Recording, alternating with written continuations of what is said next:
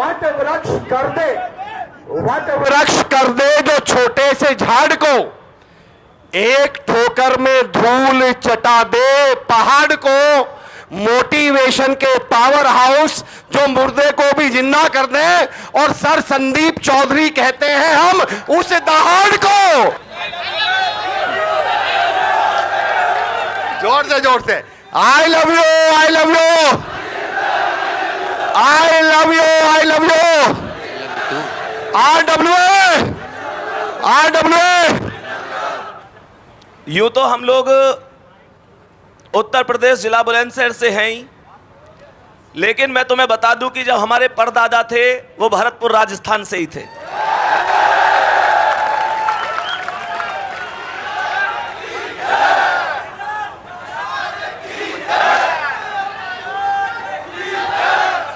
Class में जब मैं पढ़ाता हूं तो बालक कमेंट भी करें कि सर आप राजस्थान से हो क्या, तो हल्की सी ट्यून तो मिली जावे। तो बाकी जैसे धर्मेंद्र सर ने कहा था कि भाई पड़ोसी वगैरह पे ज्यादा ध्यान नहीं देना, ये सारी चीजें, तो उनसे तो बस एक बात कह दो, उनसे तो बस एक बात कह दो कि जो ढूंढ लेते हैं मुश्किलों में भी साहिल को, जो ढूंढ लेते हैं मुश्किलों में भी साहिल को, वो कभी सिरफिरी लहरों में खो नहीं सकते। और पड़ोसी तेरा वजूद है क्या, हमें तो सातों समुंदर भी डुबो नहीं सकते। सबसे पहले तो जो चीज आपके अंदर है वो सबसे बड़ी चीज है आत्मविश्वास। जब आपके अंदर आत्मविश्वास है तो दुनिया की कोई ताकत तुम्हें हरा नहीं सकती। रही बात एक दूसरे को गिराने की, तो भाई कोई भी माता पिता या कोई भी पड़ोसी ये नहीं चाहेंगे कि तुम उनकी औलाद से आगे चले जाओ। यहां पर चीजें छीनी जाती हैं, अपने अधिकार मांगे नहीं, छीन लिए जाते हैं। और दूसरी चीज, ये कंपटीशन का क्षेत्र है। मैं अगर आप लोगों से कहूं कि भाई आप लोग अगर मान के चलो 10वीं 12वीं के स्टूडेंट होते, जैसे बहुत सारे बच्चे पूछते हैं सर मेरे इतने नंबर हैं क्या सिलेक्शन हो जाएगा। अगर आप 10वीं 12वीं के स्टूडेंट होते तो हम आपसे कहते कि हाँ अगर आपके 33% है तो आपका सिलेक्शन हो जाएगा। मेरे भाई यहाँ कड़वी सच्चाई ये है कि यहाँ आपका सिलेक्शन 40 पे भी हो जाएगा अगर दुनिया के 40 से कम है तो, और यहाँ पर आपका सिलेक्शन 99 पर भी नहीं होगा अगर दुनिया के 100 है तो। डिपेंड करता है कि जिस कंपटीशन में आपने फॉर्म भरा, आपने एग्जाम दिया, आपके साथी विद्यार्थियों ने उसमें कितना स्कोर किया है। मैं बस आपसे एक बात कहूंगा, जब मौका मिला है तो निश्चित रूप से मौका खाली नहीं जाना चाहिए। प्यारे बच्चे, किसी ने कहा है माता ना जनेगी रोज तुम्हें, माता ना जनेगी रोज तुम्हें, ये दिन भी रोज नहीं होगा, तलवार उठेगी रोज नहीं, ये रण भी रोज नहीं होगा। मिलती ना जवानी भिक्षा से, मिलती ना जवानी भिक्षा से, तलवार मिली कब मांगे से, प्राणों को त्राण मिला ना कभी, यूं पीठ दिखाकर भागे से। बिन मांगे मोती मिलते हैं, बिन मांगे मोती मिलते हैं, मांगे से भीख नहीं मिलती। मरने को दुनिया मरती है पर रण की मौत नहीं मिलती, रण की मौत नहीं मिलती। क्या बात है, क्या बात है, जबरदस्त। मैं तुम लोगों से बस एक चीज कहूंगा, तुम किसी के लिए पढ़ो मत पढ़ो। मेरे दोस्त, एक चीज और मैंने एक बार देखी, अभी की बातें लगभग मुझे लगता है कि 1 महीना हुआ होगा, एक स्टूडेंट की मम्मी का फोन आया था मेरे पास। मैं तुम्हें यह चीज भी कह के जाऊंगा, पता नहीं कहनी चाहिए या नहीं कहनी चाहिए। एक स्टूडेंट की माता का फोन आया, वो परिचित थी, उनका बच्चा पढ़ा था, तो उनका फोन आया, वो बोली कि बेटा हमारे बच्चे को बस एक बात समझा दो कि वो हम जैसे कभी उसको डांटते हैं ना तो वो कभी तो घर छोड़ के जाने की धमकी देता है, कभी मरने की धमकी देता है, कभी ये सारी चीजें। एक चीज सोच के देखो क्या गुजरती होगी उन माता पिता के ऊपर। मैं तुम्हें यहां पर एक छोटी सी कहानी बताता हूं। एक पिता और उनका बच्चा घर की छत पर एक पतंग उड़ा रहे थे, तो जब वो पतंग उड़ा रहे थे तो बच्चे ने पतंग उड़ाते देख अपने पिता से कहा कि पिताजी, अगर हम इस जो ये रील है, जो धागा होता है ना उसका, कि अगर हम इस धागे को पूरी तरीके से खोल दें तो निश्चित रूप से ये पतंग और भी ऊंचा उड़ सकती है। तो पिताजी ने कहा बेटा बस इतनी सी बात। तो पिताजी ने रील जो धागा था वो पूरा खोल दिया। निश्चित रूप से पतंग बहुत ऊंची उड़ी, लेकिन वो कुछ क्षणिक समय के लिए और फिर वो नीचे आके गिर गई। मैं तुमको एक बात बताना चाहूंगा, इससे हमें एक शिक्षा जरूर लेनी चाहिए कि ये जो हमारे घर के अनुशासन है, गुरुओं की फटकार है, माता पिता का डर है, ये कहीं ना कहीं हमको गलत रास्ते पर जाने से हमेशा रोकता है। हमें उनकी भावनाओं को समझना चाहिए। ये नहीं है कि तुम उनको धौंस देने लग जाओ। इस चीज को समझो। कोई माता पिता ये चाहता है कि तुम जिंदगी में कामयाब ना हो? बताओ मुझे। अरे तुम उस मां को क्या धौंस देते हो जो मां अपने बचपन में एक छिपकली से डर जाती थी, आज तुम्हारी दुनिया की खातिर इस दुनिया के मगरमच्छों से लड़ गई। तुम उस मां को क्या धौंस दे सकते हो?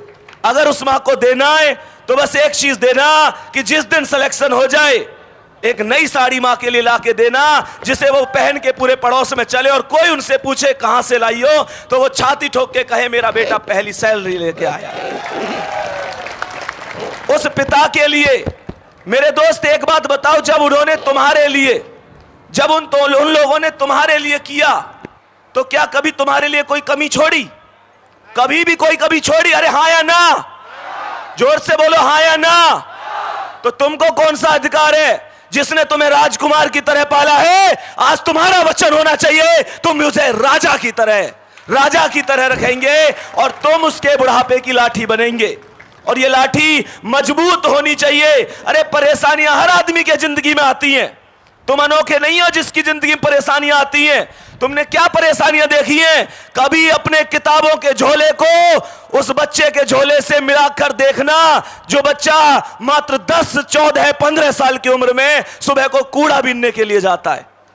कभी उससे तुलना करके देखना जो जिंदगी तुम जी रहे हो, उस जिंदगी को जीने के लिए भगवान के सामने दिन रात हाथ जोड़ते हैं लोग। क्या बात है सर। प्यारे बच्चे, कोई परेशानी आए तुमको झुकना नहीं है। बस एक बात याद रखनी है, सिकंदर किसी हालात के आगे नहीं झुकता।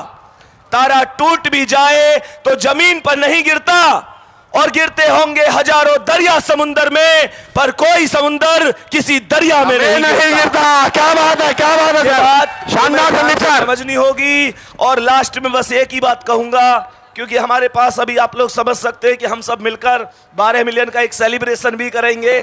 और प्यारे बच्चे, लास्ट में एक चीज कहूंगा, कोई मंजिल नहीं जचती, सफर अच्छा नहीं लगता। कोई मंजिल नहीं जचती, सफर अच्छा नहीं लगता। अगर घर लौट भी आऊं तो घर अच्छा नहीं लगता।